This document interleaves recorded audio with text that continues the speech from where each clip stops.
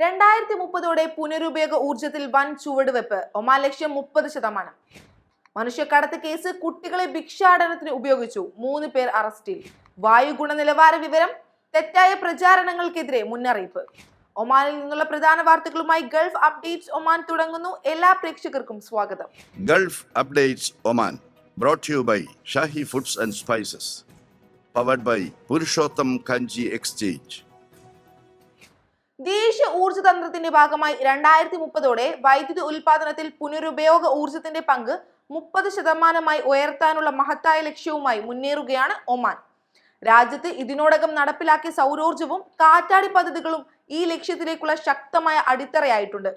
Ibri 1, Ibri 2, മന 1, മന 2 എന്നീ സൗരോർജ്ജ പദ്ധതികളും ദോഫാറിലെ കാറ്റാടി പദ്ധതിയും ഉൾപ്പെടെ നിലവിലുള്ള പദ്ധതികൾ രാജ്യത്തിന്റെ ഊർജ്ജ മേഖലയിൽ വലിയ മാറ്റം സൃഷ്ടിച്ചിരിക്കുകയാണ്. ഏകദേശം 1550 മെഗാവാട്ട് ശേഷിയുള്ള ഈ പദ്ധതികൾ രാജ്യത്തെ മൊത്തം വൈദ്യുതി ഉൽപാദനത്തിന്റെ 9.26% ഇതിനകം സംഭാവന ചെയ്യുന്നു. കൂടാതെ ദേശീയ വൈദ്യുതി ഗ്രിഡിന്റെ സ്ഥിരതയും വിശ്വസ്തതയും വർദ്ധിപ്പിക്കുന്നതിലും ഇവ നിർണായക പങ്ക് വഹിക്കുന്നു. ഇതിന്റെ തുടർച്ചയായ പുതിയ പദ്ധതികളും പുരോഗമിക്കുകയാണ്. 100 മെഗാവാട്ട് ശേഷിയുള്ള ബാറ്ററി സംഭരണ സംവിധാനത്തോടെ ഇബ്രി 3 പദ്ധതി അടുത്ത വർഷം 2ാം പാദത്തിൽ പ്രവർത്തനം ആരംഭിക്കുമെന്നാണ് പ്രതീക്ഷ.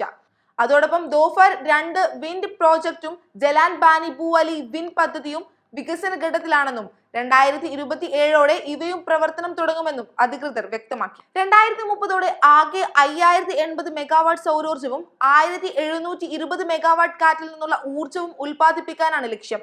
കൂടാതെ ബർക്കയിൽ മാലിന്യത്തിൽ നിന്ന് ഊർജ്ജം ഉൽപ്പാദിപ്പിക്കുന്ന പദ്ധതിയും 2030 ആരംഭിക്കും. ഈ പദ്ധതികൾ ഊർജ്ജ സംരക്ഷണം ഉറപ്പാക്കുന്നതിനൊപ്പം പരിസ്ഥിതി സംരക്ഷണത്തിലും വലിയ മാറ്റം ഉണ്ടാക്കുന്നുണ്ട്.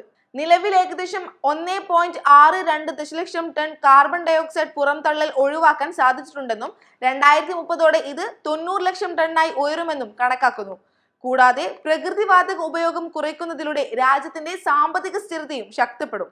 2050 കാർബൺ ന്യൂട്രാലിറ്റി ലക്ഷ്യം കൈവരിക്കാനുള്ള ശ്രമങ്ങൾക്ക് ഇത് പിന്തുണയാകുമെന്നും അധികൃതർ വ്യക്തമാക്കുന്നു.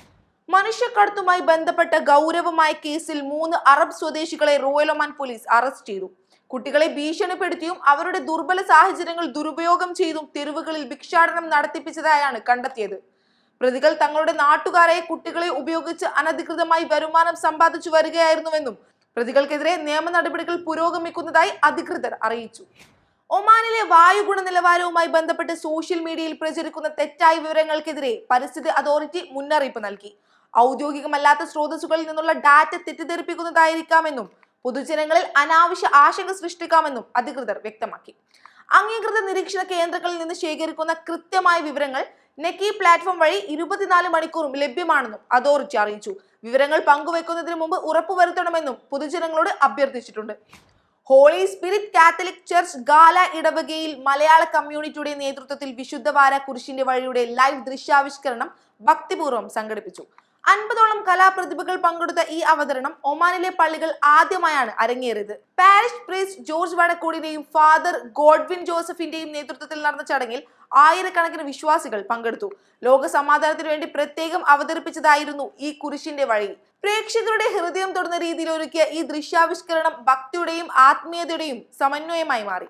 കുരിശിന്റെ വഴി ദൃശ്യാവിഷ്കാരത്തിന് നേതൃത്വം കൊടുത്തവർ മലയാള കൂട്ടായ്മ കോർഡിനേറ്റർ ഗോഡ്വിൻ ജോസഫ്, മലയാള പ്രാർത്ഥനാ കൂട്ടായ്മ coordinator Jollychan, Janser Mathew, Binoy, Joy Thekkedam, Reuben, Martin, Jiji, Michael, Biju Sooranad, യേശുക്രിസ്തുവായി ജോണി, മാതാവായി സിനി എന്നിവരും കൂടെ 50ഓളം സഹനടന്മാരും നടിമാരും അഭിനയിച്ചു. പ്രാർത്ഥന കൂട്ടായ്മ കോർഡിനേറ്റർ സാബു കുര്യൻ സംവിധാനം, ഷിജി ജേക്കബ് വസ്ത്ര അലങ്കാരം, Joseph, Biju Varghese sound system, Lijo Thirunilam team ഗാനങ്ങൾ നിർവഹിച്ചു.